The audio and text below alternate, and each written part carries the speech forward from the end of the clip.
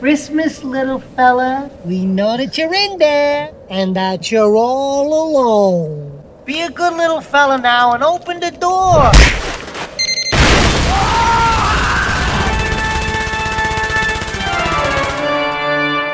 Keep the change, you filthy animal. Well, welcome to our last and final marathon for the 28 days of Christmas. This marathon being Revenge of the Smelly. What categorizes as a smelly film is a film that's either so bad it's good or so bad it's bad. Today I might have found a film that is on the mixed category. It's sort of loosely based on this American Life audio skit called In the Event of an Emergency, Put Your Sister in the Upright Position. This film being Unaccompanied Minors, released in 2006. I never really seen this movie in theaters before. The only time I've seen it is when ABC Family has it on the air during their 25 Days of Christmas. But I remember when The Polar Express first aired on ABC.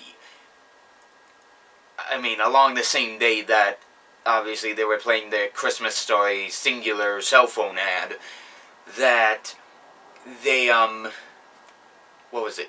That they were playing the ads for this little bomb of a film called Unaccompanied Minors, which of course is, again, like I said, based on one of the American Life skits about babysitting. I haven't had a chance to listen to the audio, so when I do get the time, I'll definitely try to listen to it. The situation goes as this.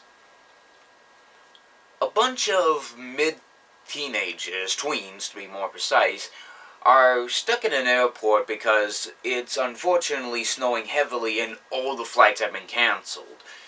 This leaves a very grumpy, airport manager who was going to Hawaii, but now since the snow is snowing as hard as ever,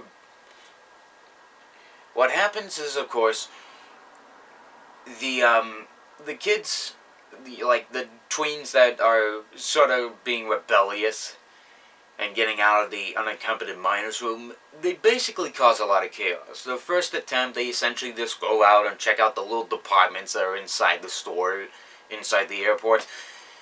They get dragged back to the unaccompanied minors, which sadly the manager has told them that all of the kids in there have gone to the lodge that's like a couple of feet from the airport.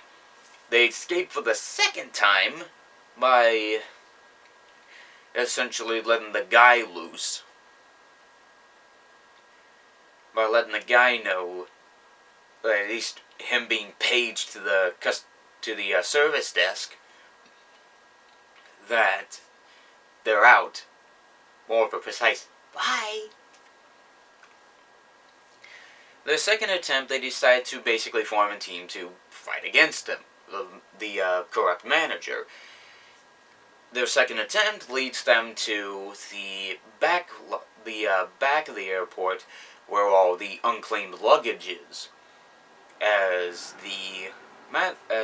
they suddenly go doing a bunch of stuff, and the older, not like the pudgy kid, the kid who's, God, I don't know whether this is so bad it's good or so bad it's bad.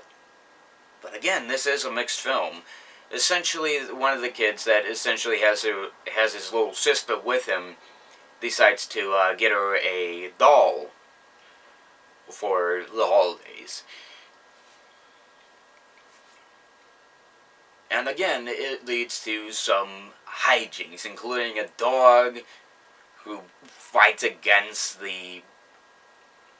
some of the airport staff, and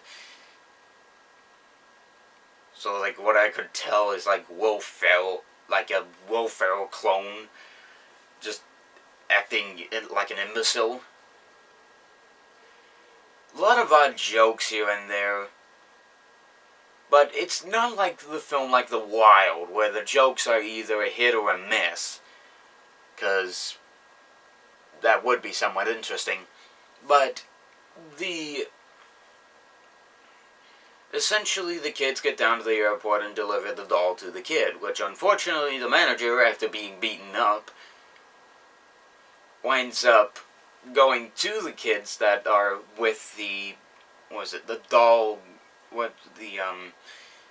shoot, this film's confusing. With the manager getting to the kids that are right next to the fireplace where the maid's looking after the guy's little kid, as the manager basically puts them in a prison cell and essentially they escaped again using some Deus Ex Machina. Yeah, I know, Deus Ex Machina seems to be the answer for everything. But essentially they get out of the prison as they get